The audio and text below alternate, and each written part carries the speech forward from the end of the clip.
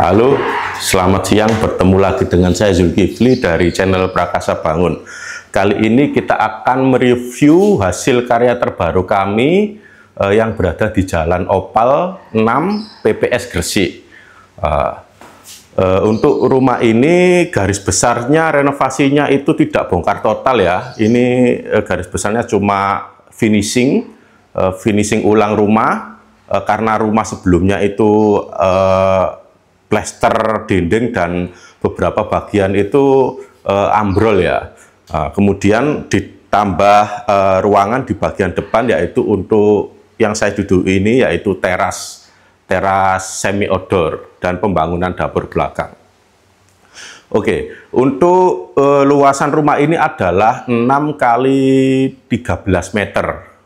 6 kali 13 meter terdiri dari 2 kamar tidur, 1 kamar mandi, dapur, ruang cuci jemur, dan carport, teras, dan bergabung dengan teras yang seperti saya duduk ini, yaitu teras sekaligus ruang tamu semi outdoor. Nah, ini cukup menarik ya. Untuk rumah ini kita bahas lebih dalam tentang ruangan yang saya tempati ini, yaitu ruang tamu semi outdoor. Nah, kenapa semi outdoor? Karena letaknya itu di luar, akan tetapi masih tertutup oleh atap dan dinding depan. Lah, untuk awal kita akan bahas mengenai dinding bagian depan. Dinding bagian depan dari ruangan teras semi outdoor ini adalah roster ya. Nah, fungsi roster itu sendiri adalah untuk sirkulasi udara dan cahaya, dan juga untuk estetika di dalam rumah. Secara garis besar, roster itu terbagi menjadi 2 tipe ya, yaitu yang pertama tipe sirip seperti ini. Nah, jadi tetap ada lubang, tapi ada sirapnya. Nah, itu yang pertama. Yang kedua yaitu tipe ini. Nah, ini adalah tipe lubang seperti inilah, lubang. Untuk renovasi teras sendiri atau ruang tamu outdoor, lebih baik menggunakan yang tipe sirap. Nah, kenapa tipe sirap? Selain ada lubangnya, tipe sirap itu masih bisa melindungi dari tampias air hujan. Nah, seperti yang kita pasang di samping saya ini. Jadi ada lubangnya tapi tetap tertutup apabila ada tampias hujan dari luar. Karena ini merupakan ruang tamu ya, jadi kalau terkena tampias maka akan tidak nyaman karena banyak air yang masuk dari dari roster seperti itu. Kemudian untuk tipe sirap ini lebih low maintenance. Nah, low maintenance karena lubangnya itu terbatas dan tidak mengalirkan angin secara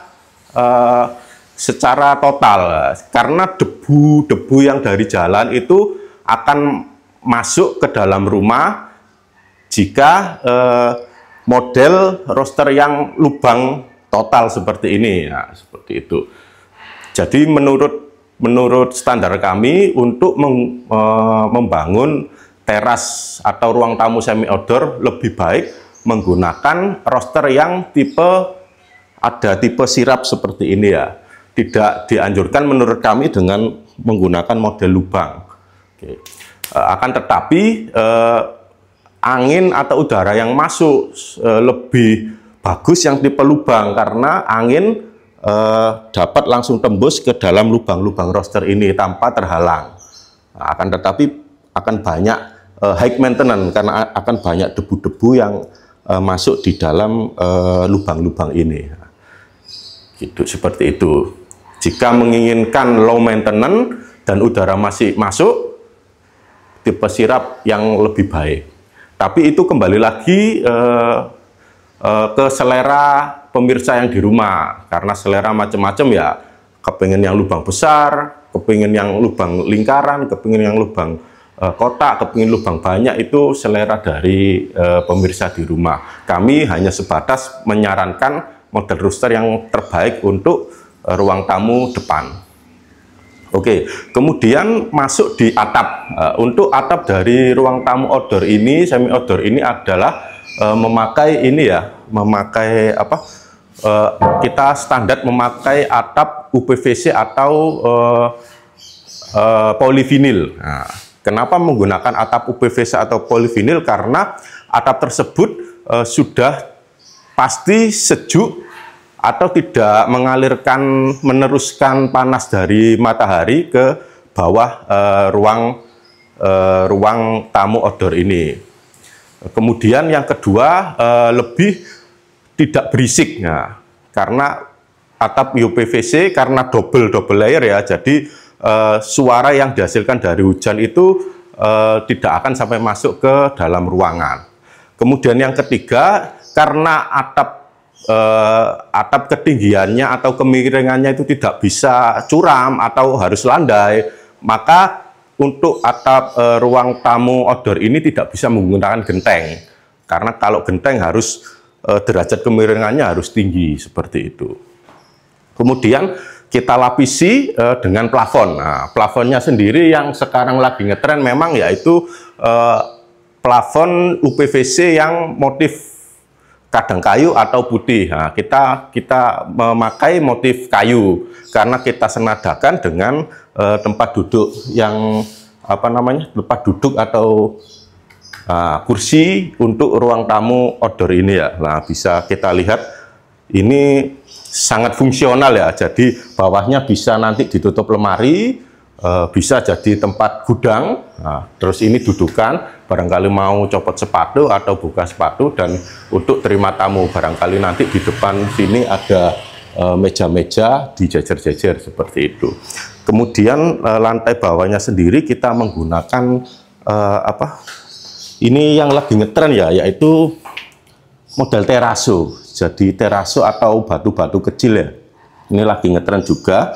Kemudian ini lah bisa kita lihat, ini adalah tempat pompa air, nanti ditutup sama ini ya, kabinet. Nah, jadi sangat fungsional sekali untuk apa namanya, untuk menyimpan barang. Ini lagi ngetren memang, makanya kita bahas agak lebih dalam masalah ruang tamu outdoor. Kemudian ketinggiannya ini juga kita pikirkan ya, jadi maksimal ketinggian itu adalah 65 cm. Ini kita pakai 65 cm, enak duduknya.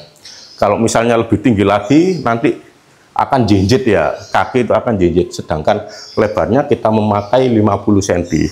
Karena kalau 60 itu akan lebih dalam, tidak akan memperboros ruangan juga seperti itu. Oke, kita akan masuk ke dalam ya. Jadi saya jelaskan dulu ini yang lagi ngetren juga untuk ruang tamu ya. Jadi kita memakai bahan aluminium dengan aksen kotak-kotak seperti biasanya, dan ini kita menggunakan handle yang besar stainless dengan panjang 60 cm dan menggunakan pintu multiplex kayu dengan finishing melamin dengan motif garis-garis. Ini yang membuat menarik dari rumah ini ya.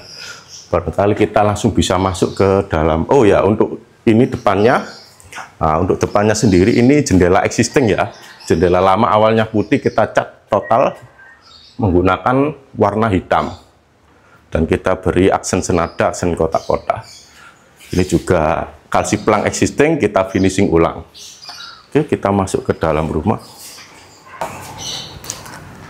Oke, kita masuk ke dalam rumah. Ini di dalam rumah kondisinya untuk ruangannya itu kita tidak banyak merubah ya. Jadi begitu kita buka pintu, kita disuguhkan dengan open space, yaitu ruangan besar. Ini fungsinya untuk ruang tamu, kemudian bisa ini nanti untuk ruang TV atau kulkas atau ruang makan. Nah, dengan kita memilih granit ini kita menggunakan warna putih dengan motif marmer. Nah, sedangkan untuk kita bisa lihat untuk bawahnya kita menggunakan kolplin, menggunakan material kaca. dan di atasnya memakai benangan menggunakan lisku aluminium. Untuk plafon sendiri kita masih menggunakan plafon lama ya, kita tidak ubah karena untuk jarak plafon dengan atap, rangka atap yang lama itu terlalu mepet, jadi kita tidak bisa memainkan plafon. Oke, kita masuk ke dalam, ini langsung disuguhkan dengan ini ya, meja dapur minibar. Ini minibar, jadi ruangannya sangat fungsional ya, jadi meja dapur sekaligus meja makan. Nah, ini meja makan ini menggunakan granit warna putih dengan motif granit ya, senada dengan lantai ruangan. Nah, bisa kita lihat ini, jadi nantinya ini adalah tempat duduk ya, jadi ini untuk makan, dan ini untuk menyajikan makanannya, dan bisa jadi untuk rice cooker. Karena ini terbatas ruangannya tidak terlalu besar, jadi kita memaksimalkan ruangan yang ada. Oke, kita bahas dulu masalah dapur ya, nanti kita masuk ke kamar. Kemudian bisa kita lihat masuk ke dalam. Nah, ini adalah meja dapurnya itu sendiri. Bisa kita lihat klien kami menginginkan ruangan cuci piring yang besar. Nah, jadi menggunakan, ini masih nggak nyala ya, masih belum terkonek, menggunakan bahan stainless dengan finishing hitam doff seperti itu, senada ininya kompornya juga klien kami sendiri yang pilih ya. Nah, bisa kita lihat benar-benar kita memanfaatkan ruangan yang ada. Barangkali kita masuk dulu di kamar depan, ada hal yang menarik yang perlu kita bahas.